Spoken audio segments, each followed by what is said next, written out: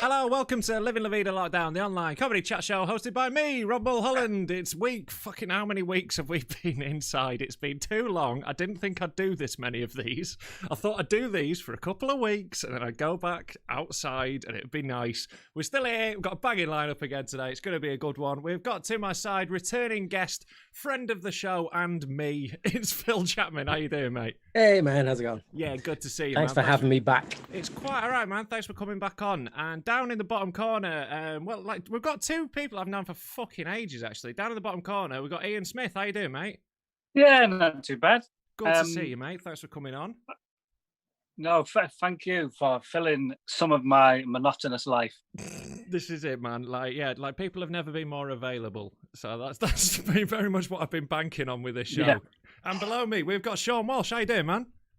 Hello, I'm very well, thank you. I'm chewing a pencil because I'm currently trying to quit vaping.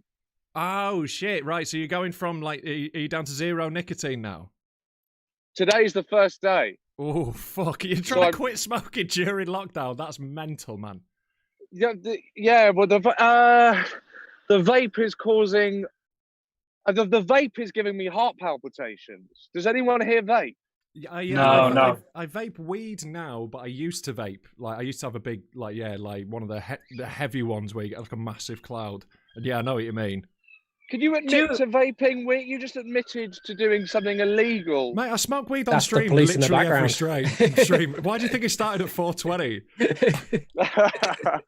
Right. I don't care. Like if the police want to come and arrest me for smoking a small amount of weed in my home, I am happy to have that publicity. To be honest with you. Okay. Yeah. Rob, do you remember when we did the gigs in Amsterdam and you had like a bag of marijuana oil Haribo to yourself? Yeah. And they didn't kick in for like 4 hours or something. And I think I saw you at like the end of you eating it. And then saw you 4 hours later and you were just like a completely new human being. Yeah, I remember that. Yeah, I sort of remember it. You're just the only one having them. No one else was interested at all. Well, I was offering them around on the coach on the way back to this ferry that we were gigging on. So me and Ian did a gig on a ferry on the way to Amsterdam, right? There was like a load of like tribute bands on this ferry. Was it Trip Fest? Yeah, well, it was them who ran it. Yeah. Yeah, I've done that one. Yeah, so like, there's a load of tribute bands, and then in the cinema room, there's like a gig, and you go to Amsterdam for a day with a bunch of comics. It's a laugh, like it's a fucking weird gig, but I was offering them around on the coach. I thought everyone would join in on this bag of weed treats that I'd bought. No one did, and I ended up just seeing Jesus through the walls of the ship. When you say it was a weird gig, do you mean it was a bad? What do you mean weird? It wasn't like bad. It wasn't like bad, actually. Like the people who came into the gig were all right, but it's like it was just weird that it was like we were all going to Amsterdam for 2 days to essentially do a gig to 30 people in a little cinema that was wobbling. Right. Yeah, it was just. I saw there was that when Jack Gledo was on stage. He'd got like a guy up. And then he said, I'm going to need a woman up for this next one. And this like huge guy like pointed at his wife. And then his wife punched him in the face. But like a full-on punch like rocked this big guy. Yeah, this ferry went from Hull. That's the level. Yeah, that's the type of crowd it was. Yeah. I did this gig with Gledo as well. And he took mushrooms at one point. And I said to him, like, probably don't because you've been drinking loads, and he'd never done mushrooms, but he did anyway. And we were making him do magic tricks while he was tripping, and he was freaking himself out because he would like lose the card and be like, "Where the fuck did it go?" Yeah, surprising himself, like, "Fucking hell, it's under your hat." It was great to watch though, because he is a really good magician. Yeah. And then when he just like goes, "Where?" and then he's like, "Where the fuck did it go?" Man, I've been on stage on mushrooms before. Like, it was my mate's gig in Manchester, and I do it all the time. And it was like the birthday gig. I brought some back I think it was probably from that Amsterdam trip.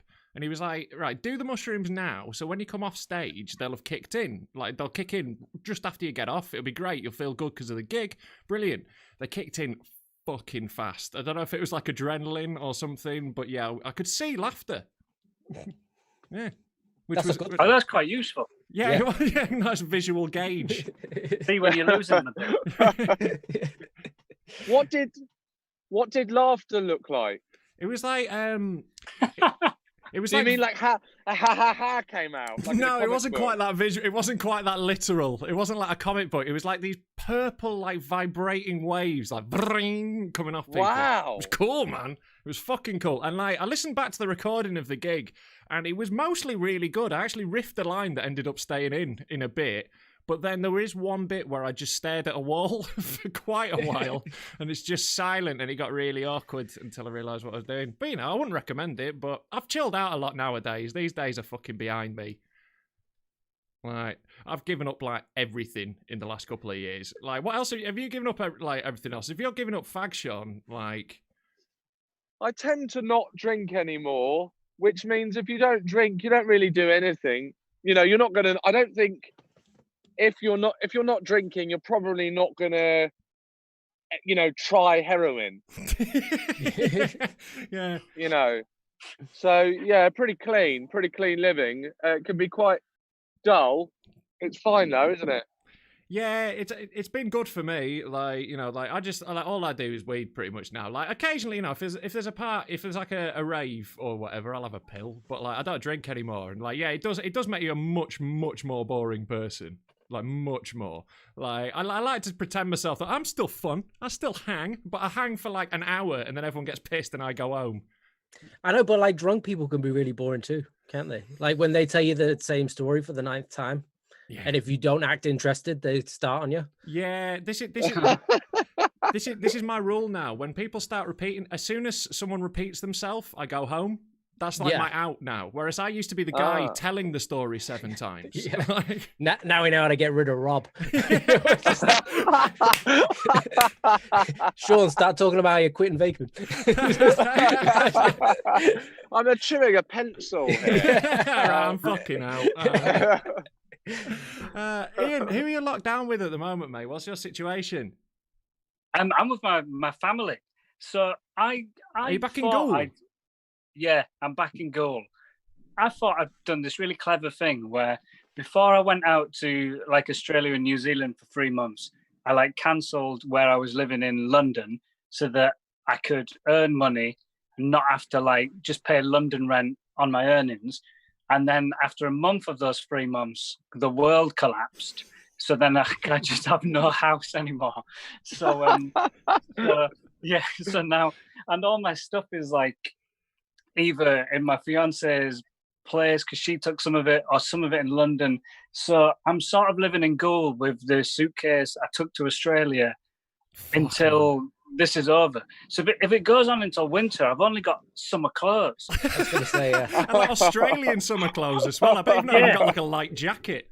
There'll be no jumper December in the north of England for me. Yeah. In fucking Yorkshire winter in 3 foot of snow in flip-flops. Yeah. I bet you're still going through the same bottle of sunscreen. That's like... Oh, I had an absolute nightmare. You could probably see if I like... can you see... Yeah, fuck it. Let's make it this kind of stream. A line there. Only fans. Oh, yeah, shit. Were you wearing a bikini? No, I didn't like sun cream up one arm, I found out. I've like burned myself, but not sunburn, like medical burn, like in the first week of being in Australia, to the point that, and it's really bad. I mean, now it's sort of like a tan, but I don't think it will ever go away. I think I've scarred myself. And when I took, like a week later, I took my top off at the beach, and everyone was like recoiling because it looked so painful. And there's only one woman who didn't like make a noise when I took my top off, and I said, she dealt with it all right. And she said I didn't want to say anything because I assumed it was like a bad birthmark. So yeah, I've ruined my body. Oh mate, I did that last year when I lived in Brighton for a year, and like the first day it was like sunny. I went down the beach and like immediately I used this like sun cream that like it was like sticky and it didn't spread properly. So I thought I'd covered myself, but what I'd actually done was left like a pattern, like a sort of like it was like a Matisse painting all over me of just these red blotches.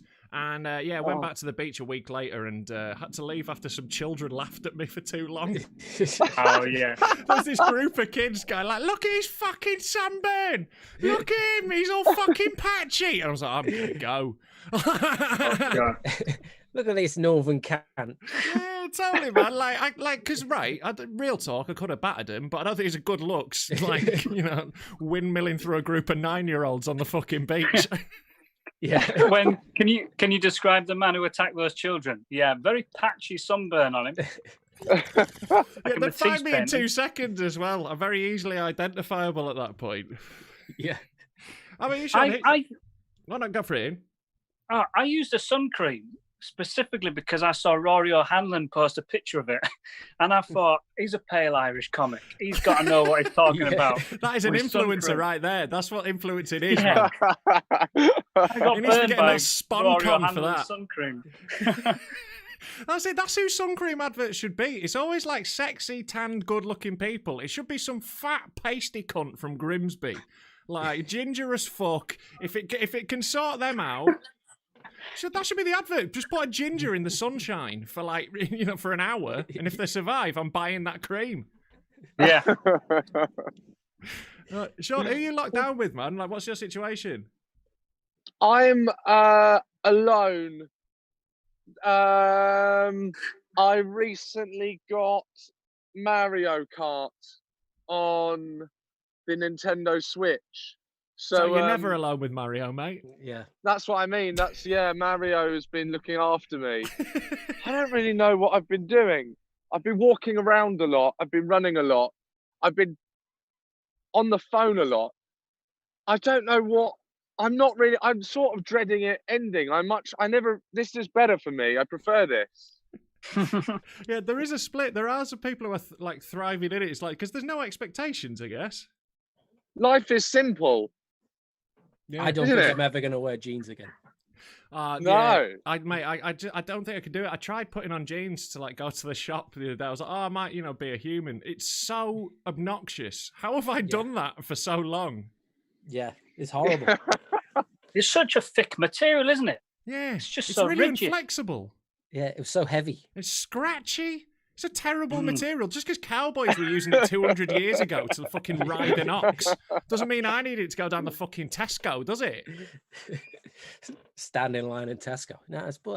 Jeans are out, man. I'm going to be wearing trackies the whole time. I think it's over. I think it's over for jeans. I think the era of jeans is done. We've all looked past it. It's like everyone after this is going to carry on working from home and stuff. I think a lot of that'll happen. But yeah, jeans are done. I'm done with them. Over. I think I might just burn them all. Throw them out. Fuck it. Like the burning of the bras, the burning of the jeans. I refuse to have my balls cooped up for any longer. Yeah. Just loads of men out there in just underpants. Fuck you, patriarchy. Why do you think that? Why did double denim get a sort of bad? I've never understood the double denim bad reputation thing. Yeah. What's the problem with everything else? I think it was It's fine. Britney and Justin Timberlake ruined it, didn't it? When they wore those fucking ridiculous. I think it was already before that. Like they went to quadruple denim or something. They had the hat, the shirt, the jacket, the jeans. That's when it's a bit much. But yeah, wearing a denim jacket. What are you meant to wear on your bottom half if you're wearing a denim jacket? I've always thought that. I've never understood that. What do you want me to wear? Sort of football shorts? Yeah, chinos. I'll stick on some chinos with this denim jacket. Yeah. Yeah. But I guess, is there another situation where you wear the same material, top half, bottom half, and it doesn't look weird? Excluding a suit. No, joggers and a hoodie. Lovely. Joggers and a hoodie. Oh, yeah. T-shirt and cotton trousers. There's loads of situations here. Yeah, no, fair enough. It's just jeans. I guess the problem with jeans is a lot of the time it's just that same denim colour. So if it's like you're just wearing a bodysuit of the same. If it's all that stonewash blue, then I think that's a bit much. So the problem really is not denim. The problem is the colour. It should be the problem should be blue. Oh, look, here he is, double blue. Yeah, double blue. blue is the Nice problem. blue boy. Yeah, blue. Yeah, It's not denim, it's blue. Yeah, the problem is We've blue. done it. The problem is fucking blue. I Although knew it. if someone was wearing like a red denim jacket and red denim trousers, I think I'd also have issues with that. To be honest. Oh with you. yeah, this is throwing a spanner in the works. Double red denim is mental. That's mental. It's not the blue. There are other colours that could be a problem. I think, and other materials. But double black denim would be fine. I think. Double black denim, I'm okay with. Double black spandex, you'd have issues with. Yeah. Yeah. Yeah, there's a whole range of sort of stuff going on here. Man, I think we've really got to the bottom of something. Thank God. Talking about blue, my brother told me that for a while he works at Tesco, and they got a new security guard at Tesco who had a skin condition where he had blue skin, and he was like a really good.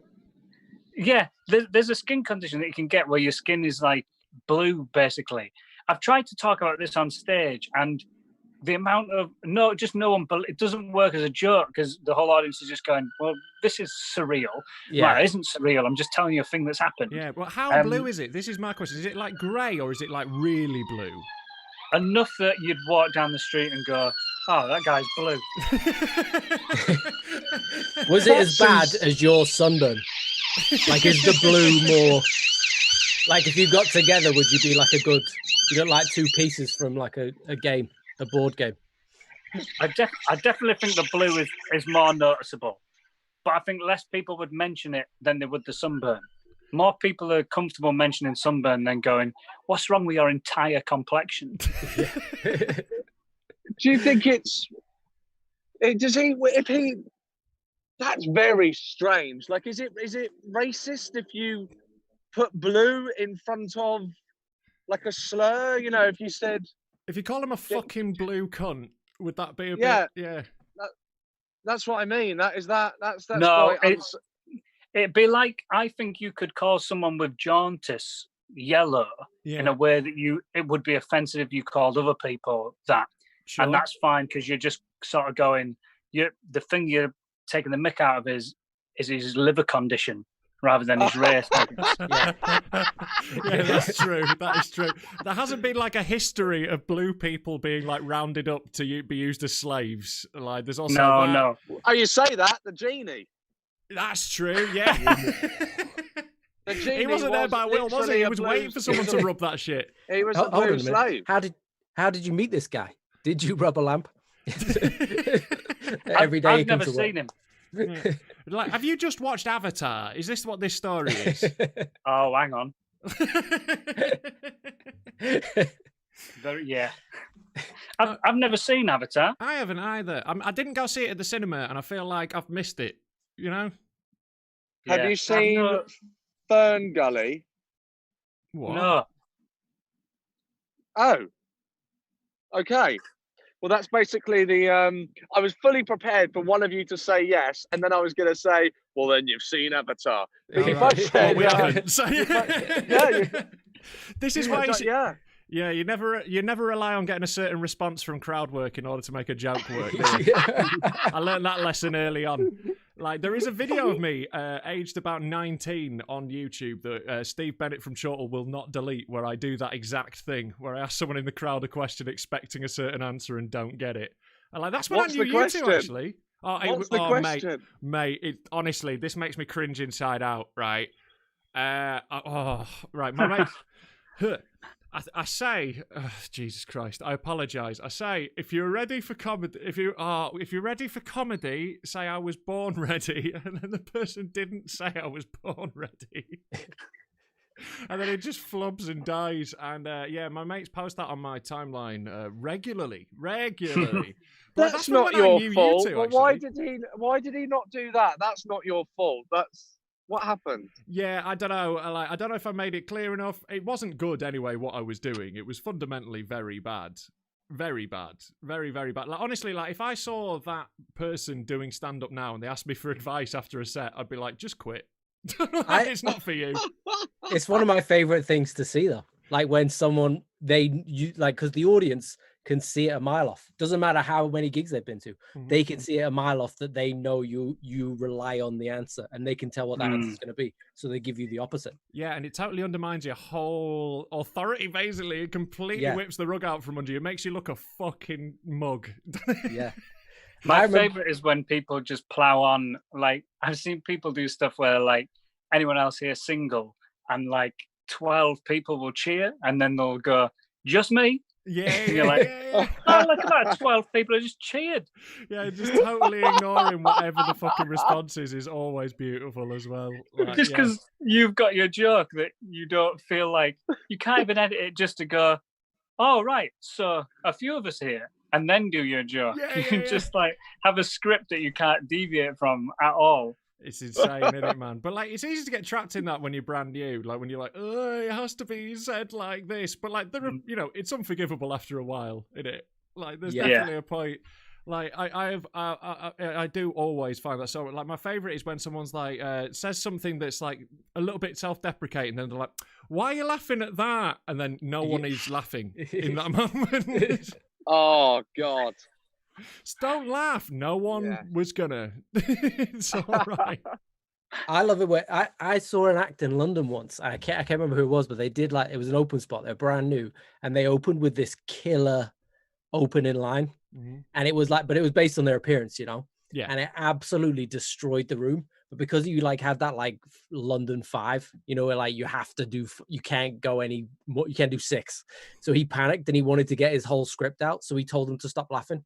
And they did for the rest of the set, because they were like, well, fucking bollockers for laughing at that amazing joke. So imagine thinking it was better to stop an audience laughing ever. Yeah. Imagine thinking that's how you do comedy. Hey! Whoa, that's not what we're here for. Stop it. Wasn't that funny? I mean, when I was new, I would have loved that. If I had an opening joke that worked, like got a 2-minute laugh, I'm like, brilliant. I've only got to do 3 now. Fucking sorted. Your feedback from every gig's going to be great, but told the audience to stop laughing. Oh man, like I am missing comedy to an insane degree. It's getting really bad now. Like I nearly cried in the shower imagining what it's going to be like walking back on stage after this today. We holding it like that. Just the water going down you.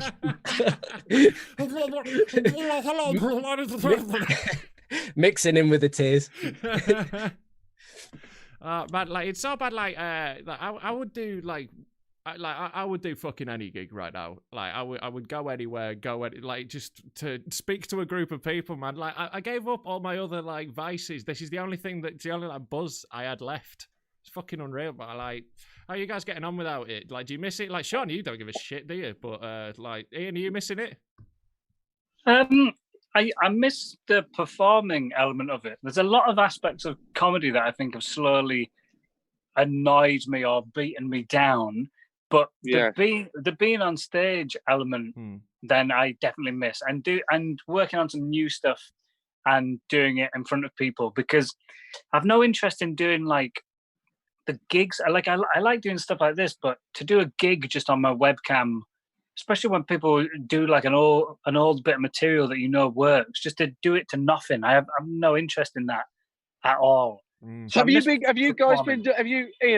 the online gig? Have you people? Has anyone done any? I've not. No. I've only done like little like streams, but not of material like or chatting like this. But I've done a couple of Zoom gigs. I've done like 2 on Zoom and 1 on Facebook Live. The Facebook Live one was a horrific experience because I was literally just like, they just went, "You're on," and like they didn't really tell me what was going on. So they sort of at a point went, "You're on, you're live," and then I just had to talk into my camera with no feedback, and it was horrific. It made me feel awful.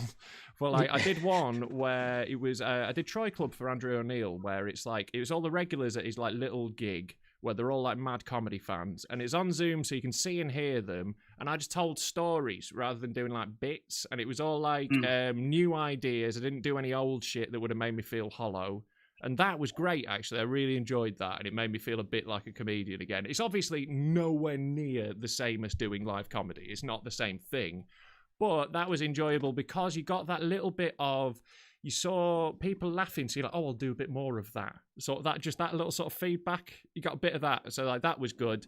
So I'd say if they're over Zoom and you can see and hear the audience, maybe give it a go. If you can't see and hear them, don't do it. You'll want to kill yourself. You need to take brutal. mushrooms. Take mushrooms so you can see the laughter. Get some mushies going on down here. I did a gig for I've done 2, and I did one for Amazon Prime, but the Instagram account, and I don't think many people were watching, and it's strange. It's the fact that you could the fact that you could see the numbers, and the viewer on Instagram could see that not many people are watching. There's something there was something empty about it. It was like doing stand up to a room with not very big numbers. And I sort of thought, oh, this is horrendous. So never again. But I had agreed to do a gig for Calm, this charity for campaign against living miserably, isn't it? Yes, the campaign against living miserably. I think it's specifically for men. I think. Am I right? About bloody time we got something just for us. Yeah. Exactly. And I did a gig for them, but it was just me. There was no bringing anyone else on or anything. And over a quarter of a million people apparently were watching. Fucking hell, people are bored at the moment, aren't they? I know, and the buzz. I had no idea that was about to happen, and the fact that happened, I got such an insane sort of adrenaline rush. That it did feel like the sort of high of being on stage, and I sort of felt like I was. It sort of gave me that. I don't know if do you guys have it when you're sort of on stage? You sort of, it feels like that.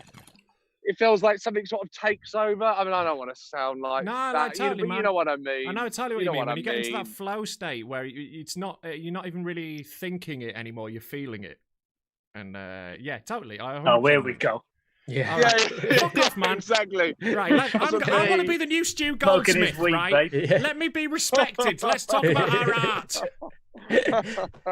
I can see the purple waves of pretentiousness coming out.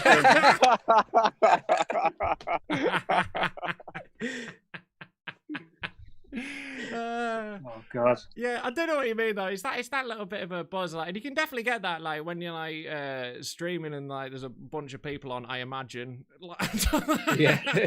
I've never streamed to fucking 250,000, man, but like I've done a few thousand. And I was like, this is exciting. Was that on here? No, was it fuck on this show, mate? Well, good. We all got our hopes up then. Yeah. No, don't get fucking excited. It was on someone else's stream. There is a bleakness when you see people on Facebook doing and this could be hypocritical of this is what's happening now, but when someone's doing like a live stream and you can see in the viewer section at the top there's like 2 people, and you do just think, why are we doing this? We probably should just ride it out and then hope that society comes back to normal, rather than streaming to 2 people and hoping those 2 people tell 2 friends each, and then we got 6 people coming to our next gig. Mate, this is how Twitch works. Like, this is what people have been finding when they get on Twitch. Twitch is so hard to build a viewership on because it's like that. There's like, like everyone's got like 2 fucking viewers all the time, and it's What's like Twitch. What the fuck is Twitch? Someone tell me what Twitch is. Okay, boomer. What the fuck? I have no idea. It's like another thing. You go, oh, do I have to do this as well? You don't have to do any of it, Sean. Yes, you are correct. Yeah, you don't have to do any of it. Absolutely. And like, I think the way online, pick and choose, right? Like, pick and choose a couple of bits of social media that you like, right? You don't know what Twitch is, just don't do it. It's really like... MySpace and LinkedIn. There we go, fucking sorted. I'm a friends reunited. It started out as like a gaming platform. Basically, it's where people like watch people play computer games, but it's evolved into a thing now where it's like live streaming. So just people watch people stream stuff. Basically, Twitch, like it's that, but it's massive and it's got its own culture and it's like they have like their own emojis, right? Like it's all different to the rest of the internet. And that sounds like one of the worst things I've ever heard, though. That Yeah. they've got their own emojis. It makes me want to shoot myself in the face. If I come on here and was like, "Hey guys, I've got my own emojis," none of you would ever talk to me at a gig again. Mate, Just holding them up. someone is genuinely designing me some emotes for Twitch. So yeah, I'm that cunt. But why do you need them if you've got your head? If your head's on screen, you don't need an emoji when you've got a head. What they do on Twitch is like, and I'm not endorsing this. I'm reporting from the front line. Right. What they do is they take like people on Twitch, like they take images of you and then make them into emojis essentially, and then they use those in your chat. Use pictures of like you, and then they sort of expand out, and like some of them are used all over Twitch, and it's fucking weird, man. It's a real like. It's got a weird subculture, Twitch. It's interesting, but there's a lot of incel-y cunts on there. There's a lot of like dudes in fedoras that I don't trust. There's a lot of that going on. But there's a lot of really cool people as well. And like basically what I do with Twitch is when I'm playing a computer game, I turn it on and then like a bunch of people play the game with me, basically. It's like it's not a thing to do with my fucking career. It's not something I'm pursuing. It's something I do at 1 a.m. when I'm stoned. Like, yeah. Like, who knows? If this never stops, maybe that's all entertainment will be.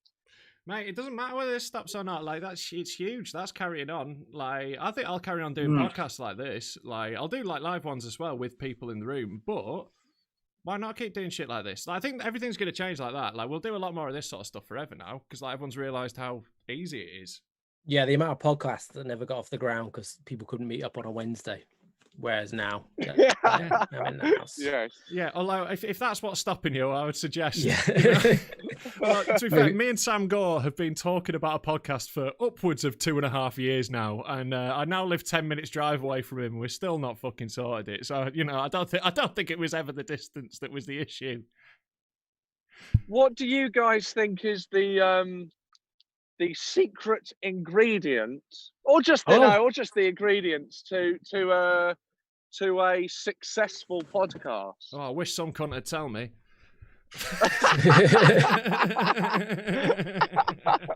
I'm getting my fucking notepad out for this section. I like to hear when, like, I'm a big fan of the level in gossip mongers where you feel like there's genuine chemistry between the people on it that doesn't feel forced. Sometimes people are laughing at stuff to try and it feels like they're going, "This is funny, isn't it? It's funny." But when it's just that when it feels like that perfect green room, when all like the comedians all know each other and all have a slightly different angle, and everyone's laughing, and just that kind of contagious, kind of genuine, like laugh kind of thing, the warmth you kind of get from that. I think that's I don't listen to a lot of podcasts, but that's the thing that I think will really get me into something. Warm. It's just thinking warm. Just warm. warm. Look, you got to remember, Gould. Like he doesn't have a jumper and he's in Gould. Like he just wants warmth. But do any of you watch Action Bronson's show on Vice? Fuck, That's Delicious. I've seen a little bit of it.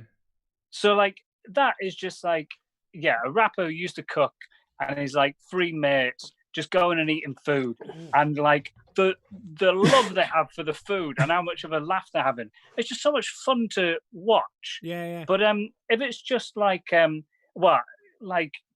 some random people who've been set up, like when a channel tries to go like, "Oh, let's get 3 comedians going and eating street food together," and you're just like, "There's nothing here." Yeah, and Trying it's to just 3 people who've recreate never met. something. That, like 2 of them probably hate each other. They met once at Edinburgh, but they don't really know each other. Yeah, definitely, man. Yeah. Some producer was like, "This will be hilarious. They'll carry this." Oh yeah. Having never met comedians. Yeah, and be like, "Oh, they'll definitely be hilarious. They told a really sad story in their last Edinburgh show. This is Trying. I do know what you mean, though, man. That genuine chemistry is the thing, isn't it? Like in the sort of ones that I like watch and listen to, or that it's an interesting topic, well made, regular. Those are things with podcasts. Like it's got to be all the time, innit? You get hungry. A good theme. Yeah. I haven't So- listened to a podcast in ages because I've not been driving anywhere. That's my thing. This is There's it, no man. need for them at the minute. Yeah, Just watching streams. there's a couple of like ones that do video that I've watched, but I haven't listened to anything in ages. And what am I going to do? Sit and stare at me wall while I listen to a Yeah. podcast? Fuck off! It's not Do the washing up. 1942. Like, Yeah. I've sort of realised that I need like some sort of stimulation to fucking do anything. Hmm. Like I can't just wash up or I can't just hoover. It has to be I'll put on a podcast so that I can try and forget that I'm doing this thing that I don't want to do. Hmm. Yeah. And is that how everyone is operating? I can't just hoover. I can't do it. There has to be something. So I masturbate and hoover at the same time. Easy clean up. Yeah. Exactly. It's fantastic. I thoroughly recommend Is it. it a No, wet but and That's dry the vac? sort of technique that would be fascinating to watch. There's got to be a web series in that. You just get a different comedian every episode and give them that challenge to do. And Yeah. see how they go Because I about reckon- it. Everyone would do it in a different way. I'd stick the nozzle up my ass. But I think Wow. then you're not doing both. I think, you're not hoovering then, really. You're sort of all focusing on one element of it. I think you've got to actually be doing some practical hoovering of the house. It'd be Yeah. interesting to see how your arm movements line up. Like, would you hoover much faster? know- Yeah, it'd be like rubbing your head, like when you pat your head and rub your belly. It'd be like Yeah, doing yeah. that. It'd be quite a difficult coordination challenge. I genuinely, I swear down, I was listening along. I wasn't looking, I was listening. And I just thought, I wonder how that would look. And I just did the arm movements and wanking myself off and hoovering while stood in a public park. That must have looked insane. I hope no one saw that. What? Oh dear. I wonder if this will make one of the newspapers. TV Seann Walsh Yeah. acts out masturbating in park. Oh, I really hope I get to see a video of that from a different angle off someone else's phone on Twitter later. Yeah. Seann Walsh, I don't think he's coping with lockdown very well. He's Yeah. not following the regulations. One onlooker said it also looked like he was miming hoovering as well. Could have been fencing. It was very difficult to tell. If they got hoovering from that mime, I would consider that, as an artist, a great success. Definitely. Yeah. Definitely. That's good miming, that. Hoover. Are you Gaulier Bless you. trained? What? Are you Gaulier trained? What the hell are you saying? Do you know Gaulier? You know that fucking French clown guy that all the middle class comedians go to? Of course I'm not fucking Gaulier trained. What the fuck are you on about? Are you Gaulier trained? Are you joking? Yes. Oh, I thought that was a genuine question. I thought that's where we were now in comedy. That people Sorry, are were you like Gaulier meeting trained? other comic. Yeah, you're meeting up in green rooms. Hello, mate. Sean, Gaulier trained. Nice to meet you. Oh, mate, we're not far off. Yeah, there really is. It does say it on your Wikipedia. Oh, my I've just God. changed it. Yeah. That would Oh, make God. a really good documentary, just to get like and I'm not saying club as in like in a derogatory way, but like the Sad that you have to club say that. comedians. But like if someone says like you get like the clubbiest comedians, Yeah. people will be like, oh, you mean that as a bad thing? But I don't. But you know what I mean, like club stalwart acts, Yeah. and send them to Gaulier Oh, mate, to Jeff see- Innocent doing clowning workshops for Yeah. 3 weeks. just to see them going absolutely crazy. Because, like, And then basically, maybe getting the clowns to do like bring back jonglers just for this documentary, and then get the clowns to do a weekend. what, a weekend in barefoot miming in Jonglers Yeah. Portsmouth. Yeah, What do you learn in Gaulier. So what they do is basically like How to suck off a producer. Yeah, it's all that sort of like mimey clowning thing, and like basically they go to France, and a mean old guy tells them their shit. For like basically this is how it works. They go like they do loads of things, and he goes, "You're terrible," and eventually they're meant to, after like 3 weeks of abuse, have a breakdown and be reborn as a clown. And like they spend thousands and thousands of pounds on this, and like it's such a middle class thing to do, because like no working class person would pay money to be told their shit. Like I've already had that enough in my life. What, that thing that's ingrained in you from birth? Exactly. Yeah, I don't need that breakdown and revelation. I had that when I was 9.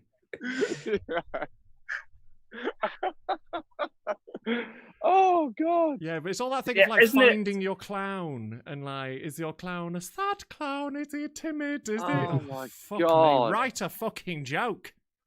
Or at least just do a Hoover and wank in mine. Just go straight to it. Why do you need to train for 3 weeks? Look at this. Untrained, slamming it out in the park. Fuck. I don't know, like, surely that's got to be in trouble now, like, with the Rona. Like, there's not going to be a lot of people who've got the money to go on a fucking $6,000 clowning course after this, surely. Rich people. Oh, I don't know. I think there's a lot of people in the arts who have enough money to survive a year of not working. As well, if you're miming, you don't really have to touch anything. You could just mime that it's there, so you're fine. That's true, yeah. It is social distance compliant, yeah.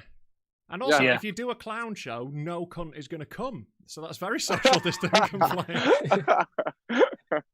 If they get too close, you can just squirt them with your little Mate, if flower. it was that kind of clown with the flower, I'd be fucking down for it. Like, honestly, Yeah, I've yeah. tried watching some of this stuff, and like, I'm not like, right, I love like weird alternative comedy. I'm not like that. I'm a really clubby act, but I'm not one of the ones who's like, fucking alternative to comedy. There's loads of really daft, surreal comedy I think is fucking great. But like the mime clowns, do not get it. Do not get it. It does not. It makes me angry. It doesn't make me laugh. I'm just furious that they are wasting my time by doing this shit. Grow the fuck up. What are you doing?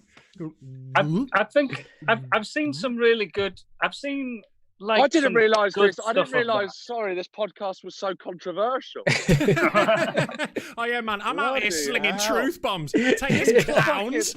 He's taking down the mime act. I can't believe it. Next up, oh mate, you're not going to believe what I think about jugglers. Sorry, I cut you off. Go on.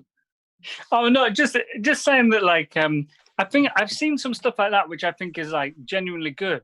But there is like a bit of a culture in Edinburgh around like a presumption of quality from someone saying they're Gaulier trained. Like you know, I guess a bit with like footlights and stuff where if they say that, you kind of go, oh, right, okay. And then like a reviewer goes into it. But it's like that confirmation bias. So you kind of go into it going, oh, yeah, so this is it's quite challenging and artsy. So if there is a bit that isn't funny or isn't good, you're more likely as a reviewer to go, oh, yeah, but that is quite challenging, actually. Whereas if you were just like a straight stand-up and a bit of your material didn't work, no one's going to be like, yeah, well, I guess it's quite a challenging subject. So Yeah. Gaulier is a bit of a You get cheap, like a cheap buzzword. Yeah, you get actively reviewed worse for that. I can tell you from experience of getting a lot of shit reviews for upsetting reviewers. But like, yeah, if you do a challenging bit of stand-up about a topic they don't like, you're fucking getting hammered. If you do a challenging bit where you like scream and spit at someone, like, then you're getting fucking 5 stars. Not that I'm bitter, Fest magazine.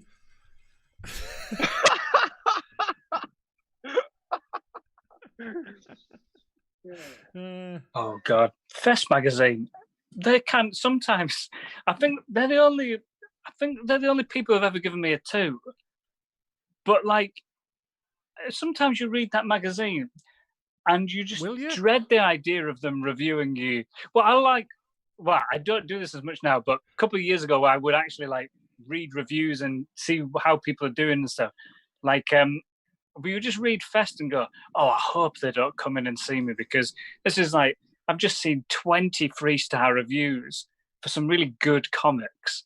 Like, yeah. I got a cheeky 2 last time they came to see me. Oh, yeah. They said my whole show left a nasty taste in the mouth, and I used that on posters for a while. Fucking Wow, hell! That's What was really your- sort of bad if it gets in the mouth. How do you? What were you? What was so? I'm gonna assume that Fests were right. What was so bad about your show? Oh yeah, they were a bit right. Like that show that year, right? The two worst bits were Look at this guy running. Look at that. fucking hell. Look He's at him go. He's mate, running he's from nicked something, mate. Yeah, that guy's that's not a jog. Do you have a backpack Oh my on? god. You're Mate, going to we're see gonna two put this coppers video run in past in a evidence. couple. Is that him walking now? Has he stopped? No, he's fucking still going. Oh, he's still going. Forrest Gump there. Fucking hell. He's got the cure. Just running down to Charing Cross Hospital. I've got it. I've fucking got it. Turns out it was cumin. Where were we? Oh yeah, I was telling you what was so bad about that previous show. If anyone wants to Yes. watch it, yeah. that Oh, old yes. show is on Yes. Next Up. It's called Popular Comedian Rob Mulholland. About 10 minutes in, there was a bit where I used the microphone to mime shaking a baby to death. There was a point, and it was a funny Oh bit. my I stand by God. it. I stand by the bit. It was funny. I was saying that it wouldn't happen anyway. That does sound pretty gauly here, to be fair. Yeah. The mime. He's been ripping into mime artists, and now he's shaking the microphone to death. What are you doing? That baby is still alive. That's basically the worst. I can only think of, and I wouldn't even feel comfortable describing it on this. I can only think of like sort of one worse act than what you've just described. You were doing, it's bad. you were in my mind, you were doing the second worst thing you could possibly do as a performer, yeah, which well, is shaking a baby. I mean, I can't even Here's my- say it out loud. it was within, What? not in the park, right? It was within a context, though. It was within a context, right? What was the The context? context was my mate's dog had died like a year ago, and he was still. Oh my god, this is horrific. I mean, you are leaving a bad taste in my mouth. So he said What? he was sad. So I was like, why don't you get another dog? And he said, if my baby had just died, would you say that? And I was like, no, because it's not the fucking same. And then a lot of examples of why it wasn't the same, including if it cost a lot of money to fix your baby, you wouldn't just put it down. Rob, my god, man. You're trying to give people joy. What are you doing? And it gave about There's half so of the much- people in the room every day joy. The other half hated me. But like the Oh half my who liked God. it really did. So much Should have got death. 2.5 stars. Yeah. Best Mag don't do half stars, though, do they? In hindsight, that whole show wasn't my greatest work. It was my first hour, and there's bits I really stand by, there's bits that I don't. But weirdly, that bit where I shake the baby to death, I stand by. That's what... Wow. Yeah, so it wasn't for everyone. It wasn't for everyone, I think it's fair to say. You know, I took artistic risks, and I didn't get my reward for it. You know, I'm just a performer who likes to challenge myself. I think that's what it is, man. Like, Yes. yeah, The worst line I ever saw in a review, I can't remember this guy's name. He used to compare for Laughing Horse quite a lot. I don't think he's gigging anymore. But there was a 1-star Chortle review, and the last line was about as funny as cot death. Oh my god. Like in a Chortle review, like wow. a quotable review. Yeah. That review, we could, if that was today, we could cancel the reviewer. Yeah. The Yeah, re- to be we- fair, I we- reckon I can make cot death funny. Give me a chance. Yeah. Oh my goodness. You just gotta mime it. You gotta mime it. You get- Mime it. Mime that you strangled it and then left it in the cot as like it's cot death. Oh man. Yeah, in hindsight, right, and also like, I suffered through doing that show. Like, I did it in Shrewsbury once, and I have never made an audience hate me more. Like, I learned a lot from that show. I learned a lot. I like far how into the you show say did you- this bit? Like, was it Open. right at the opening gag? What's that? How mark. far into the show was the joke? Way too early as well. It was about 10 minutes in. Way too early for that sort of Just joke. as the crowd are coming in, like how Tim T stood on stage. On their way to their seats. Yeah, I learned. I've structured shows better since then. But you live and learn. But like, I'm better than I was when I fucking first met you two, because I met I was at uni with Ian, and I met Seann when I was like fucking 18 or something in a stand-up competition. Like, what competition? The Amused Moose Laugh Off I did with you when I was about 19 or something. In that strip club in Soho. I did. Oh, yeah. And then didn't you then stop and then start again? Yeah. Oh, I forgot about that. Yes, I forgot about that meeting. I only remember sort of carnage and chaos at the Edinburgh Festival in sort of early hours of the morning. But Yeah. oh yes, of course there was. Yes. Yeah. Yeah. So what happened? What made you walk away from stand up and then come back? Well, I wasn't really doing it when I was like at uni. Like Ian was taking it a lot more serious than me and doing a lot more gigs. I did like a few. I did maybe 20 gigs while I was at uni, but I was just a fucking mess, mate. Like I was just all over the shop. Like I was suicidal and an alcoholic, and wasn't really just doing a lot, mate. Like I was just fucked for a while. So like, do you remember? Sorry, guys. Do you remember when before Rob pressed record, he said, "Keep it light." Yeah. I'm not anymore. Yeah. I'm not anymore. I'm a fucking success story, mate. Yeah, I just wasn't really doing shit, man. And then I stopped for ages, but I always kept it in mind that I should do it. And like, honestly, it was like seeing people like you on telly and like seeing Ian smashing it and all this sort of stuff. I was like, all the guys I was doing it with, Tom Rosenthal as well was a mate back then. And I was like, these guys are killing it. I should have stuck with that. And while I was sat working doing a bar job in North Yorkshire, so I just started doing it again and like fucking actually tried. And then now it's my job. Well, it was. That's a nice story. Yeah. So you should do more stuff like that. Yeah. Maybe I'll do a really heartwarming show next year. It'll be called Smile. Exactly. We should workshop it now, and then when we get back, we can all meet up and just.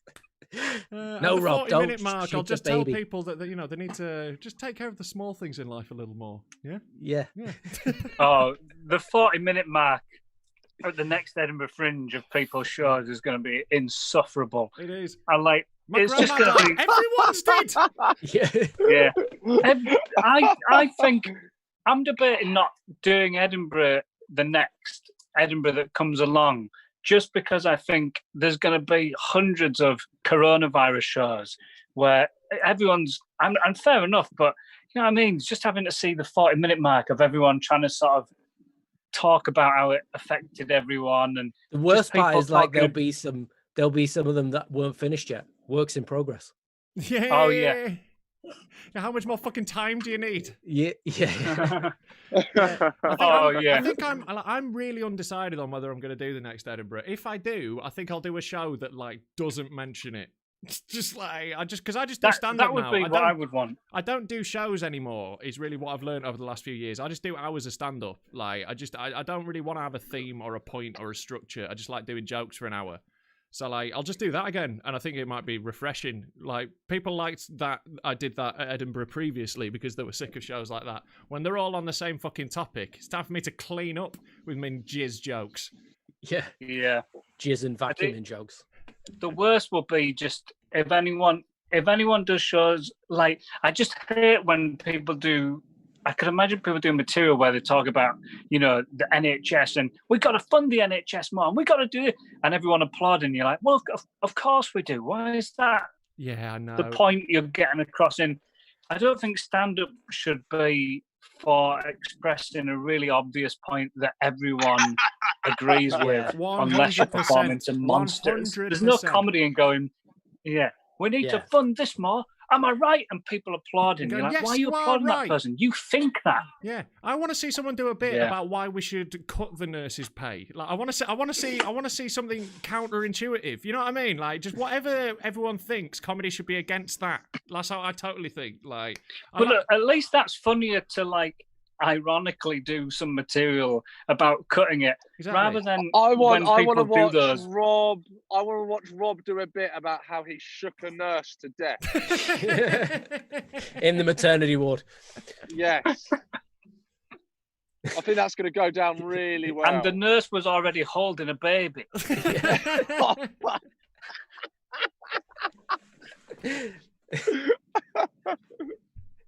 Oh no! I think that might be about as good a point as any to wrap this up on, lads. This has been fucking brilliant, you know. Like, I've really enjoyed this. Before we go, like, we'll go around and like basically just tell people about yourself, what you got going on, where they can find you, all that sort of shit. And yeah, start with you, Phil. Tell them about yourself, mate. Yeah, you can follow me, Twitter, all that good stuff. I am Phil Chapman. Check it out. I do loads of videos and I had to put my Naughty Neighbours on hiatus when Neighbours got cancelled by coronavirus. Like Phil basically like censors Neighbours clips in a really funny way. Photoshop dildos into Susan Kennedy's hand and whatnot. You know, It's all some kind really of highbrow shit, shaking babies to death, and then so check them out. 4 years ago. But yeah, that's it. I am Phil Chapman on any good social media platform. Beautiful, mate. Thanks for coming on again, and yeah, I'll catch you soon, man. And Ian, tell them about yourself, mate. Yeah, my name's. Well, you know my name. Jesus Ian. Christ. Follow me on Twitter and Instagram, I guess, like Ian Smith Comedy. I'm not doing anything. My big plan. I don't have any anecdotes, so I'm always like having to put myself in weird situations. So if we can travel again, I'm entering a professional rock paper scissors tournament in Budapest in September. Amazing. Got to try and get some material, haven't I? I've got nothing going on in my life, so I'm going to do that. So I don't know. Look out for that, I guess. Nice one, man. If you're a fucking Hungarian rock paper scissors player, watch out. Yep, I'm coming for you. Sean, tell them about yourself, mate. Tell them what you got going on. This is a bizarre way to end the show. Do you always end the show this way? We all just have to, down the camera, sort of explain who we are and what we do. Just like plug anything you want to plug, mate. I'm just giving you an open field. You don't have to say anything. You could be an ungrateful shit about it, but I thought you might want to plug your new podcast that you're doing with Paul McCaffrey. Well, that's very nice of you. If I was to plug anything right now, I think it would be your show on Up Next. Was it the stand-up platform? Next Up. I'll be watching it. Yeah, I think we should all go and watch Rob's. Where did you say it's at the 10-minute mark? Around there. Yeah. Oh, you can get a free trial of Next Up with the code POPULAR. Oh, fantastic. Well, fantastic. We can look forward to this, and we can all judge for ourselves whether this does in fact leave a bad taste in the mouth. If you don't want to watch Rob's show, then you can listen to mine and Paul McCaffrey's 15-minute podcast called What's Upset You Now. But yeah. There we go. Was that so fucking hard? I didn't enjoy that at all. You should. You're the host. You should do that. Oh, you want me to do it fucking for you? I'm not researching the shit you've got going. I'll say the name of your podcast. Fuck off. I'm not doing work for this. You can get fucked. But yeah, if you do watch me show on Next Up if you want. It's got some very problematic jokes in it. Or for a slightly, I don't know if, in fact, I was about to say for a slightly less problematic show, my other special, I don't know if it is. I think it very much depends on who you are as to which one upsets you the most.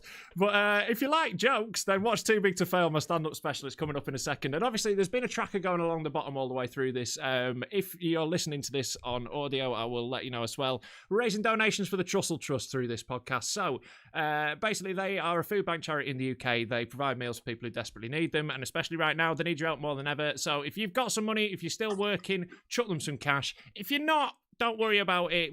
Don't feel guilty. It's fine. Just enjoy the show for bloody free. I'll be back again on Wednesday. I haven't booked the lineup yet, so I don't know who it'll be, but fucking hell, I bet it's good. And yeah, I'll see you again with another one of these. In the meantime, this has been Livin La Vida Lockdown. Thank you so much, guys. It's been great.